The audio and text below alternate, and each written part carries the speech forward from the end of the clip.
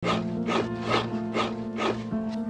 pagtapos po ng magbayo na ano po yung ginagawa? Maambili po kaya.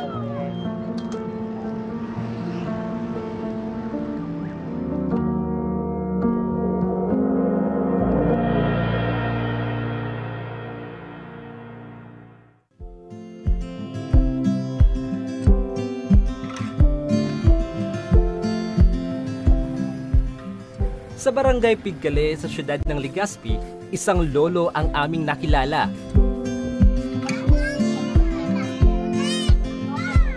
Si Antonio Ramirez, na 79 na taong gulang na, ngunit sa kabila ng kanyang edad, ay nagpapatuloy pa rin siya sa paghahanap buhay para sa kanyang 4 na apo na nagpapatuloy pa sa pag-aaral. Isa na riyan si Richard, na 15 taong gulang na. Ako po si Richard Dave R. Allende. I'm 15 years old. Pumapasok po ako sa Orosite High School. Tinutulungan ko po yung lolo ko maglako ng bukayo para sa amin. Namangha kami sa pagpupursigi ng maglolong sila Richard at Lolo Antonio. Una kong ginagawa, binibi ako yung niyog. Tapos pinano ko yung sabaw sa balde. Tapos, bibiyak-biyak na sila, mga 10 piraso. Pinakita sa amin ni Lolo Antonio kung paano maghanda at kung paano niluluto ang bukayo na umaabot sa 3 oras na paghahalo.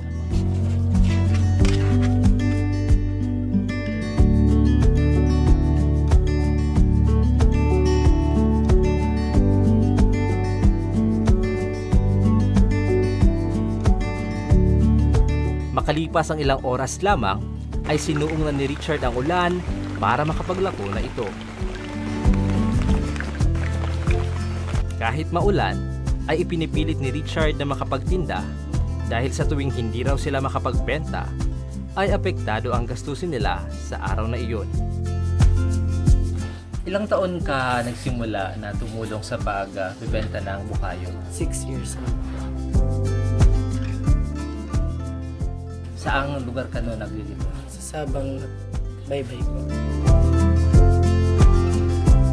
Sa LCC. Ayala po. Bukayo. Bukayo po kamo. Ito po. 5 po.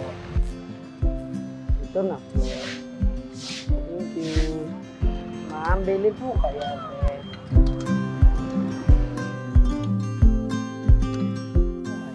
Isa lang po.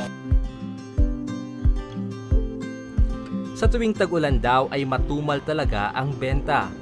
Kaya mahabang pasensya ang baon nito para lang masiguradong maubos niya ang bukayo na inilalako. Kasi po gaya ng maulan po. Maulan? Maulan. May naapektuhan ang iyong benta kapag umulan. Opo.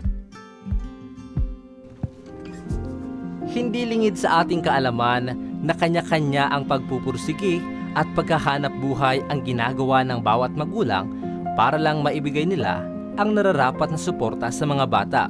At para kay Lolo Antonio, ang 4 na apong iniasa sa kanya ng kanyang namayapang anak ang nagsisilbing inspirasyon nito para magpatuloy sa buhay. Ayan mga kaaksyon, ating natunghayan ang kwento ni Lolo Antonio at ni Richard na kahit sa anumang edad, patuloy pa rin si Lolo Antonio na kumakayod para mapagtapos ang kanyang mga apo. Kasi naniniwala siya na ang pag-aaral ay ang makakatulong sa kanila para makaahon sa kahirapan. Muli ako si Ralph Opiñano. Ito ang Ako Bicol, Tabang Ora Mismo.